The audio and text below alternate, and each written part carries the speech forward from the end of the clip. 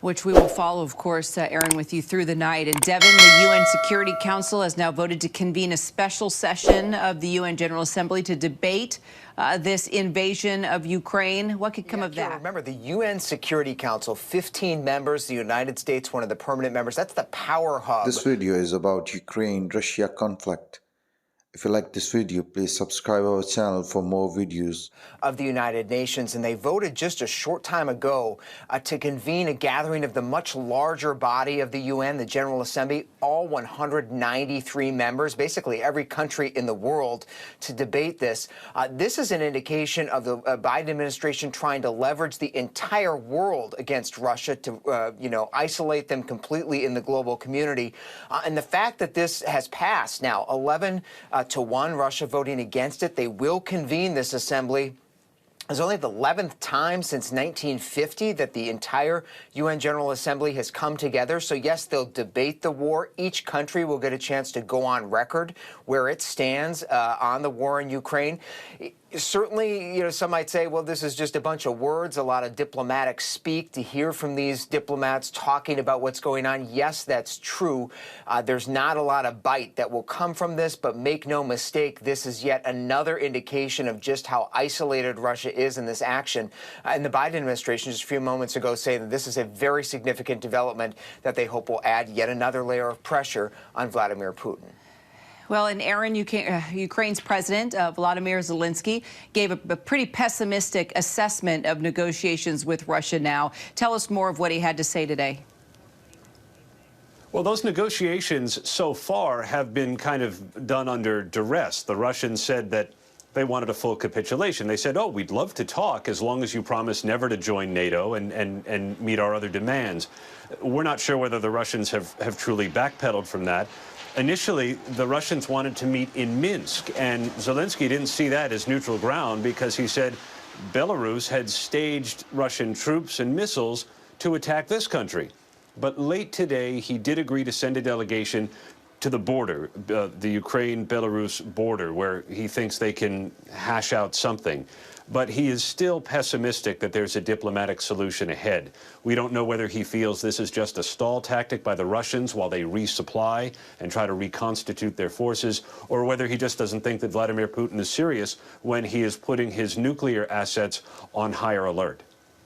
So, Devin, Canada and the EU have closed their airspace to Russian flights. We mentioned that at the top of this newscast. Let's talk about the kind of impact that could have and what we're seeing now. Yeah, the Western allies, Kira, not only have cut Russia off now from the banking system, but they're cutting them off from the international travel system, as you say. In fact, the U.S. Embassy in Moscow just a few moments ago put out a warning to any American citizens in that country to get out of Russia as well, because pretty soon they won't be able to take commercial flights out of Russia back to the United States. Not only are these airspace bans in the EU and Canada for takeoffs and landings, but you can't fly over those countries either.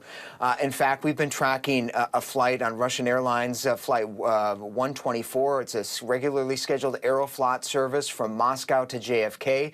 It appears, according to flight radar, that it has turned back mid-flight, back to Moscow, presumably because they couldn't fly over European or Canadian airspace, which was closed as they were making their way to JFK. So significant disruption for those passengers and for other Russians, and yet another sign, as we've been saying, of just how this administration is trying to isolate Russia. Although I should say, Kira, that the FAA says there has, as of now, been no change to U.S. airspace when it comes to Russian planes. All right, we'll track it. Devin Dwyer, Aaron Katersky, thank you so much.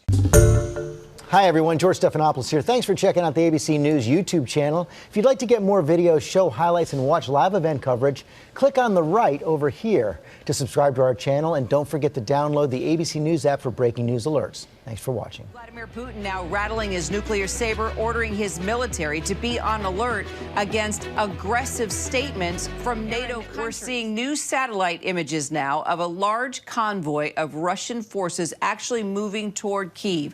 What's the latest? What can you tell us? That convoy is more than 3 miles long, Kira, and it contains tanks and armored personnel carriers, all sorts of equipment, fuel, just the kind of resupply that Western defense officials said today would be needed for Russia to continue with a more successful assault on the Ukrainian capital. The assault had been slowed, it's believed, by two things: the ferocity of the Ukrainian defenses, but also because of the logistics problems that the Russians seem to have suffered not only in Kyiv but also in Kharkiv, the second largest city in the east, where the Ukrainian military fought a street battle for control of the city. They maintain control. The Russians have not been able to control any Ukrainian city at this point. But Western officials said today, Kira, that they know the Russians have plenty of fight left in them. They've only deployed 2/3 of the available combat power they had, so that's another third that they can bring to bear here.